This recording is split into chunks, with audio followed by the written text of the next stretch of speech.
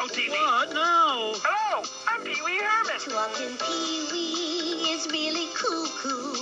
He's naughty. I know you are, but what am I? Soon you'll be that way too. Whatever you may do, it's so much fun when he's with you. Banana sandwich? Arr! You'll go wacko, you'll go crazy when talking Pee-wee. Talking Pee-wee from Matchbox for you and your kid. Cherry sold separately. What's that? Major lock? Well, hey there, and welcome back to Richard's Toy Room. Sorry it's been such a long time. There's been so many things going on. I've moved and I'm trying to empty my storage unit and plan my new toy room and just so many things. And now I had also planned a visit to family, which is where I am now. I'm all the way on the other side of the country, and I'm visiting my mom and other members of my family. And I went with my sister to flea market this past weekend, and she picked up this talking Pee-wee Herman. Now, if you recall my other videos on the Matchbox series of these talking, I guess, dolls, I did one on the talking Freddy Krueger, which is the exact same size and came out the same time as this. And I did another one on another Freddy Krueger where I repaired the broken, inoperative voice box. So this one, it's going to be a little hard because I don't have any of my equipment. I don't have my tripod. I don't have my actual video camera. I'm using my iPhone. But as you can see, this is coming apart. It needs to be all redone. Doll is not attached in the box anyway. I'm going to have to fix this cellophane, and maybe I can straighten the cardboard out on this a little bit. It's full of dust too, so it needs to be cleaned. But the Pee-wee itself is in pretty good shape. But unfortunately, I'll try to do this one-handed.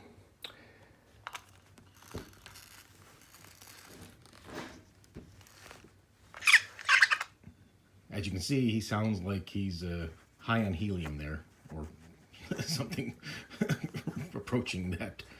That's how they were when they were, well, I shouldn't say that's how they were. I saw them when they were new in the store like that. I believe it was from probably kids pulling on the string too hard and messing up, possibly throwing the adjuster out of whack. But the only way you can do that is to totally disassemble it. You gotta take the head off, just like the Freddy Krueger. It should be identical construction to that. So what I'm going to attempt to do there is to figure out how to open him up and get his voice box out. And if all goes well, we'll have him talking like normal again. Then we'll clean him up and we will fix up the box and present it back to my sister. And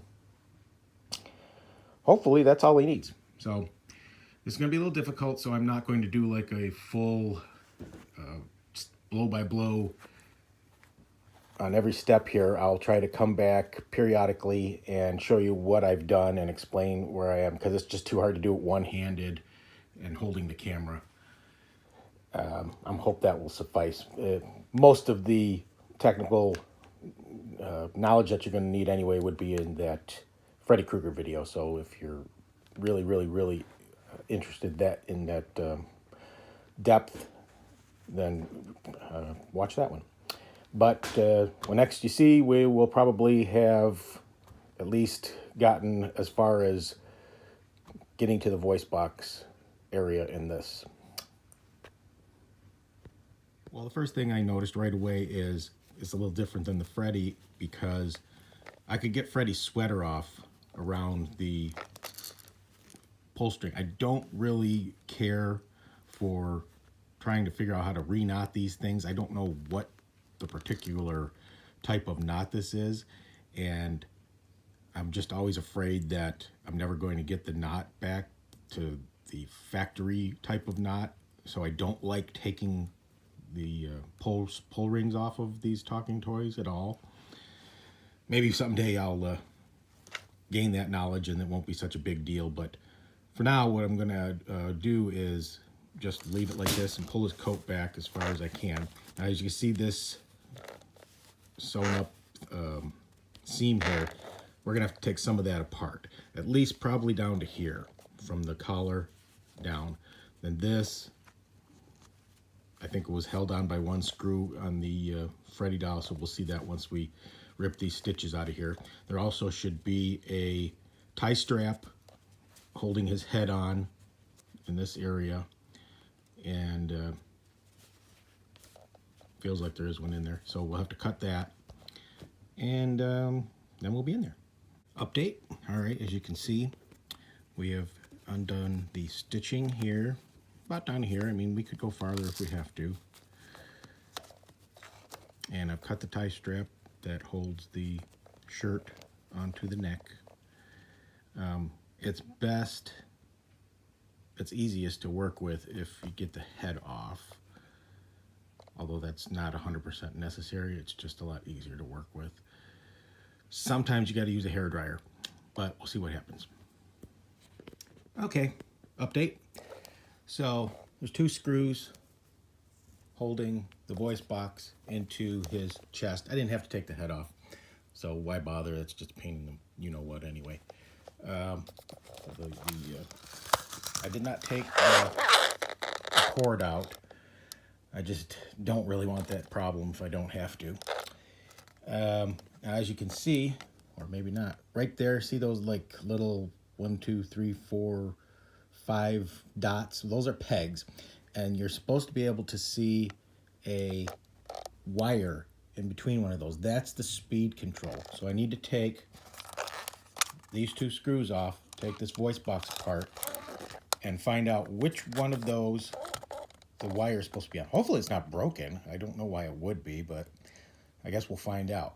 I think what happened, my theory is it was a kind of a poor design, and if you pull that string too fast, you may overcome whatever tension holds this spring in place and pop it out of its position, and thereby that's why they all talk like this. So let's see what happens. See what I mean? That spring is all the way up and the top there. So I'm sure it's got to be somewhere in between. So let's just take it all the way down to the bottom, just for giggles, and see how slow it talks. Okay, I found a little makeshift thing to hold the camera in, so let's see what we can do here. Ooh, that's still awful fast. At least you can understand him, though.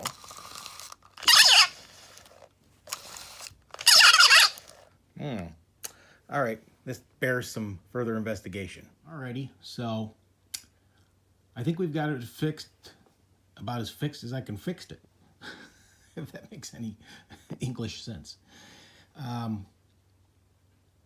I bent the spring because it just didn't seem to be giving enough tension. I don't see anything wrong inside of the voice box. The rubber belt seems to be in good condition. That little spring has a little pivot on it that rubs against that rubber belt, and the tension from the spring slows down the rubber belt from turning when it pulls it back in. And I also found that there's another little spring that goes on the cord where it comes out of the hole in the voice box. That seemed to be on there. I didn't see any way to tighten up the tension on it. I looked at everything in there. Nothing looked broken. Nothing looked damaged or soiled or anything like that. So I put it all back together after I gave some more tension to that adjustment spring, and it seemed to be working better, but now it was too slow. So I knocked it up 1 notch towards the fast, and now it seems to be running at the right speed, but it has a weird, I don't know how to describe it. It's kind of like a warbly sound to it. Now, I don't know what's causing that. I don't know if it has something to do with the rubber belt, maybe slipping a little bit or catching a little bit, but I'm not going to go into that far. I don't know where I would get a rubber belt for it. So let me just bear with me here. I don't, like I said, I don't have a tripod, so I'm trying to, here, I'll throw this in here. And you can hear it, and it sounds, right speed is just a little weird. Sorry, got caught on his collar.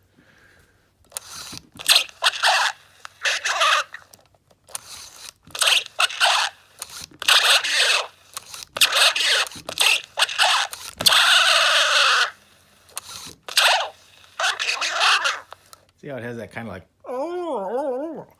Anyway, so I think that's about as good as it's going to get. At least it works. You can understand what he says. It's a little slightly distorted, but it's 10,000 times better than it was when we started. So basically, we're going to reverse the process of what we just did. We will screw everything back in, replace this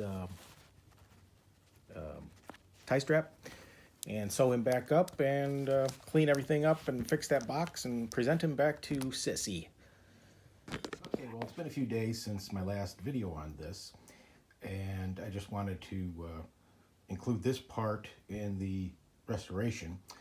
I'm not sure if I mentioned this earlier in the video, since I haven't gone back and reviewed or edited this for YouTube yet, but when I pulled the insert out of the box, I found the original tie straps that held Pee-wee into the box through these holes, and also these little, I guess you'd call it instruction sheet. That was a nice little find down in the bottom of the box. And let me show you what I have done with the box so far. I decided that the easiest thing to do with this box, I know it's almost a bit destructive, if you want to call it that, but the easiest way to repair this was to make the box flat. So I just carefully took a razor blade and cut through this glue. As you can see, it didn't damage anything at all. Here's the other side of the seam. And I'm going to glue it back together once I get everything completely done here. I took it and I ran an iron across the cardboard to try to get some of the wrinkles out, or at least make it a little bit more flatter than it was.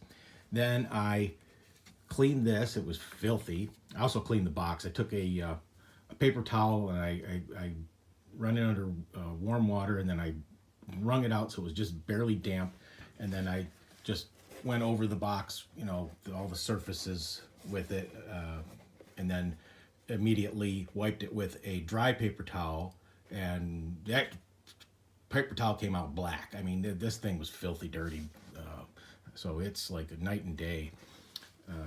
But then I took some contact cement and I put it on both sides of the box and the cellophane, and glued this all down, and then I put heavy flat pieces of metal, glass, whatever on top of this, so it was perfectly flat. It's on a glass table here, so I wanted it as flat as possible, and that seemed to come out pretty good.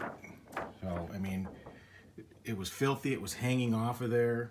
So I think my sister will be pretty happy with this when it's all done. It'll look about as close to new as possible. I mean, you know, it's got wrinkles and crinkles, and even the cellophane has a little bit of a crinkle in it there, but I think she'll be pretty happy with it once it's done. So now this is dry. I did this last night, and so I'm going to run a bead of Elmer's wood glue, since basically that's what I have handy, but that's what I usually use on cardboard and paper anyway, since cardboard is essentially wood, and the Elmer's wood glue is a little stronger and dries a little faster than the white glue. I think it might hold up a little better too. So I'm going to do basically the same thing I just did with the cellophane.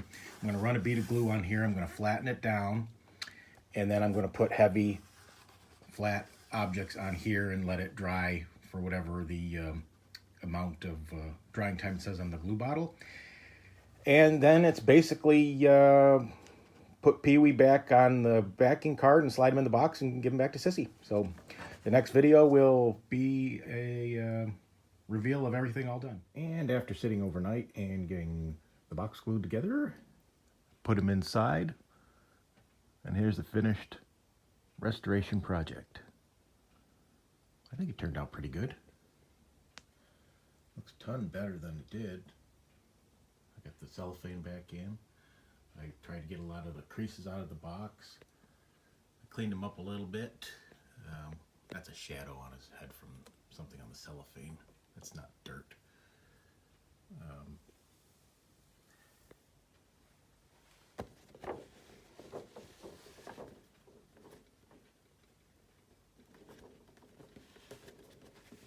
So it's just like it was when it was in the store. It's even got the original price tag down here. $29.99.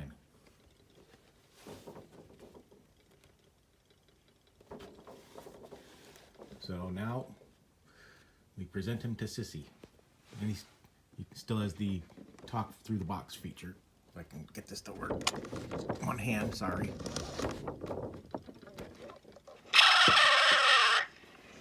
Of course, the worst phrase. Hey, what's that?